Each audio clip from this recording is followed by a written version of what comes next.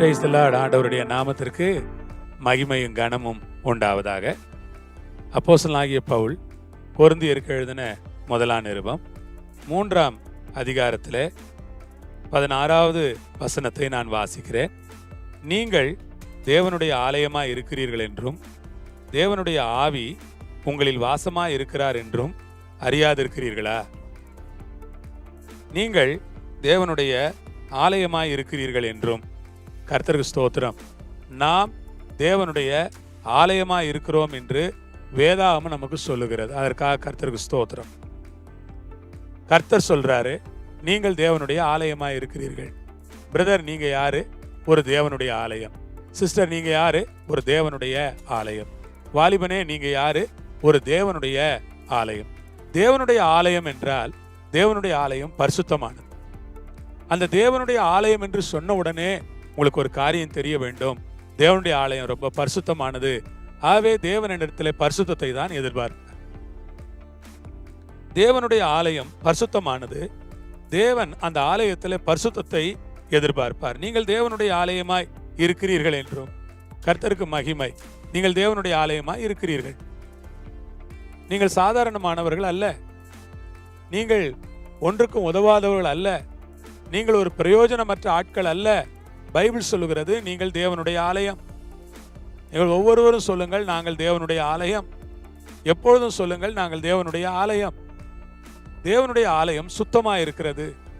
தேவனுடைய ஆலயம் பிரகாசமாய் இருக்கிறது. தேவனுடைய ஆலயம் மகிமையால் நிறைந்திருக்கிறது. தேவனுடைய ஆலயம் அவருடைய பிரசன்னத்தால் நிறைந்திருக்கிறது. தேவனுடைய ஆலயம் தேவனால் நிறைந்திருக்கிறது. அதுதான் நான். அவருடைய மகிமையால், அவருடைய பிரசன்னத்தால், அவரால், அவருடைய வல்லமையால், அவருடைய வெளிச்சத்தினால், அவருடைய பரிசுத்தத்தினால் நான் நிறைந்திருக்கிறேன். அதுதான் தேவனுடைய ஆலயத்தின் மேன்மையும் மகிமையுமாய் இருக்கிறது. தேவனுடைய ஆவி உங்களில் வாசமாய் இருக்கிறார் என்றும் அறியாதிருக்கிறீர்களா? தேவனுடைய ஆவி தேவனுடைய ஆலயமாய் இருப்பதனால் விசேஷமாக எனக்குள்ளே தேவனுடைய ஆவியானவர் வாசம் பண்ணுகிறார். தேவனுடைய ஆவி எனக்குள் நிறைந்திருக்கிறது. தேவனுடைய ஆவி எனக்குள் நிறைந்திருப்பதற்காக தேவனை நான் ஸ்தோத்தரிக்கிறேன். தேவனுடைய ஆவியினால் இப்பொழுது நான் நிரப்பப்பட்டிருக்கிறேன். இந்த காலையில் நான் உங்களை பார்த்து சொல்லுகிறேன், நீங்கள் யார் என்றால் தேவனுடைய ஆவியினால் நிரப்பப்பட்ட ஒரு தேவ ஜனம். தேவனுடைய ஆவியினால் நிரப்பப்பட்ட ஒரு தெய்வீக மக்கள். தேவனுடைய ஆவியினால் நிரப்பப்பட்ட ஒரு தெய்வீக சுதந்திரம் நீங்கள். தேவனுடைய ஆவியினால் நிரப்பப்பட்ட ஆண்டவருக்கு சொந்தமான ஜனங்கள் நீங்கள். அதற்காக ஆண்டவரை இந்த நேரத்தில் நான் ஸ்தோத்தரிக்கிறேன். ஆண்டவரை மகிமைப்படுத்துகிறேன். ஆண்டவரை கனப்படுத்துகிறேன். ஆம், கர்த்தருக்குள் பிரியமானவர்களே, சகோதர சகோதரிகளே, தேவனுடைய ஆவியினால் நிரப்பப்பட்டிருங்கள். தேவனுடைய ஆலயமாய் இருங்கள். தேவனுடைய ஆலயத்தை போல பரிசுத்தமாய் இருங்கள். தேவனுடைய ஆலயத்தை போல உறுதியாயிருங்கள்.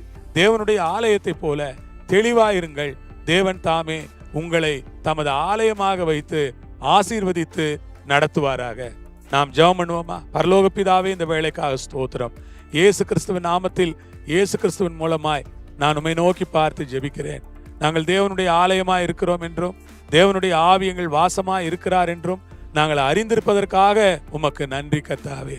நீரே எங்களை உம்முடைய ஆலயமாக வைத்து எங்களை ஆசீர்வதித்து எங்களை பாதுகாத்துக் கொள்ளும்படி நாங்கள் ஜெபிக்கிறோம். கரங்களில் ஒப்பு கொடுக்கிறோம். பெரிய காரியம் செய்யும் இயேசுவின் நாமத்திலே ஜெபிக்கிறோம் பரமபிதாவே. ஆமேன். ஆண்டவருக்கு மகிமை. கர்த்தர் தாமே உங்களை ஆசீர்வதிப்பாராக. ஆமேன்.